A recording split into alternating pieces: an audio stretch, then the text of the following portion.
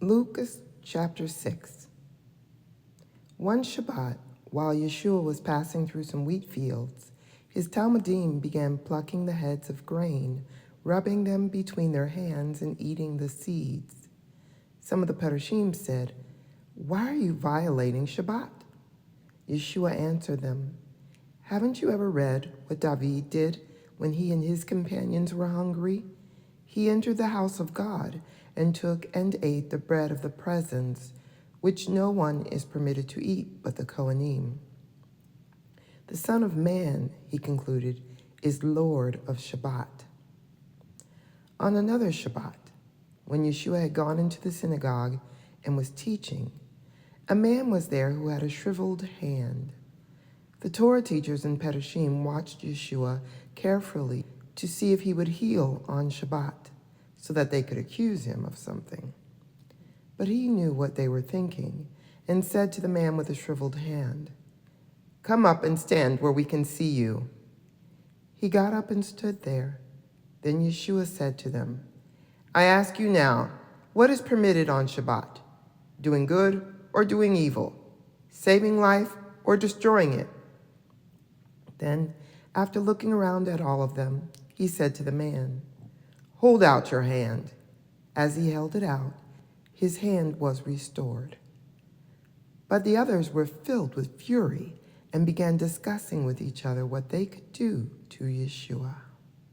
It was around that time that Yeshua went out to the hill country to pray, and all night he continued in prayer to God.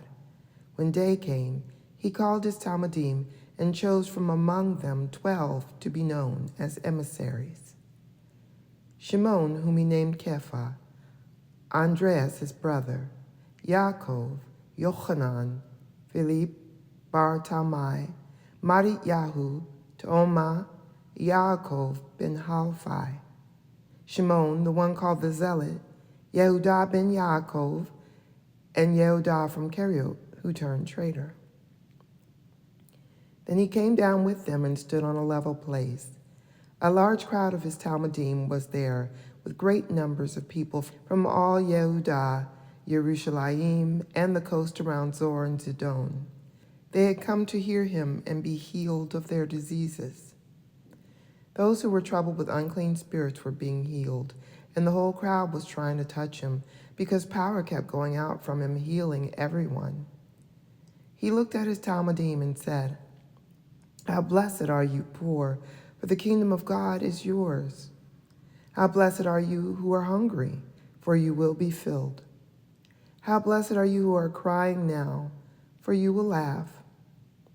How blessed you are whenever people hate you and ostracize you and insult you and denounce you as a criminal on account of the Son of Man.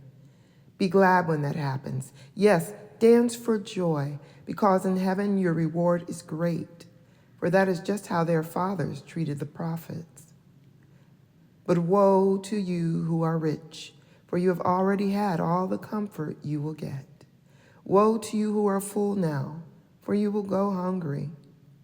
Woe to you who are laughing now, for you will mourn and cry.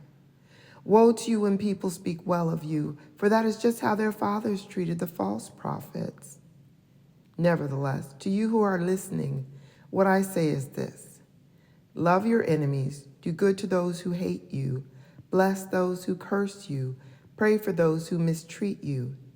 If someone hits you on one cheek, offer the other too. If someone takes your coat, let him have your shirt as well. If someone asks you for something, give it to him. If someone takes what belongs to you, don't demand it back. Treat other people as you would like them to treat you. What credit is it to you if you love only those who love you? Why, even sinners love those who love them. What credit is it to you if you do good only to those who do good to you? Even sinners do that. What credit is it to you if you lend only to those who you expect will pay you back? Even sinners lend to each other, expecting to be repaid in full. But love your enemies, do good, and lend expecting nothing back. Your reward will be great, and you will be children of Ha Elyon, for he is kind to the ungrateful and the wicked. Show compassion just as your Father shows compassion. Don't judge, and you won't be judged. Don't condemn, and you won't be condemned. Forgive, and you will be forgiven. Give, and you will receive gifts. The full measure, compacted, shaken together, and overflowing, will be put right in your lap. For the measure with which you measure out will be used to measure back to you. He also told them a parable. Can one blind man lead another blind man? Won't they both fall into a pit? A Talmud is not above his Rabbi, but each one, when he is fully trained, will be like his Rabbi. So why do you see the splinter in your brother's eye, but not notice the log in your own eye? How can you say to your brother, Brother, let me remove the splinter from your eye, when you yourself don't see the log in your own eye? You hypocrite.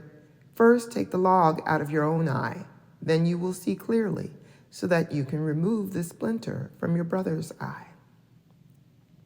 For no good tree produces bad fruit, nor does a bad tree produce good fruit. Each tree is recognized by its own fruit. Figs aren't picked from thorn bushes, nor grapes from a briar patch.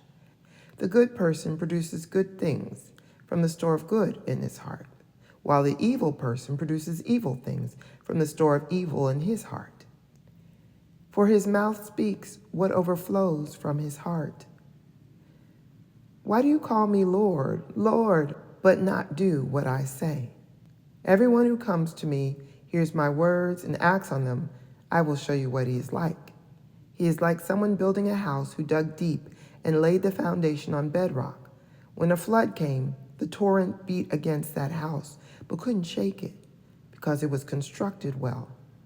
And whoever hears my words but doesn't act on them is like someone who built his house on the ground without any foundation. As soon as the river struck it, it collapsed, and that house became a horrendous wreck.